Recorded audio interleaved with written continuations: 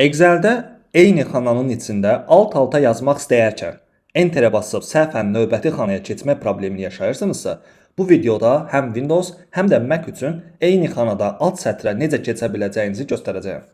Dostlar salam. Bəzən biz bir xananın içərisində alt-alta bir söz birləşməsi və ya hər hansı bir söz yazmaq istəyirik. Məsəl üçün satış miqdarını C3 xanasında yazmaq istəyirik. Satış yazdıqdan sonra Enter-i vururuq. Lakin gördüyümüz kimi C4 xanasında yazmalı oluruq. Lakin biz istəyirik ki, C3 xanasının içərisində satış sözünün altında yazaq. Bunun üçün nə edirik? MacBook kompüterlərdə Option düyməsini basılı saxlayaraq Enter-i vururuq. Və gördüyünüz kimi satış miqdarı C3 xanasında alt-alta yazıldı.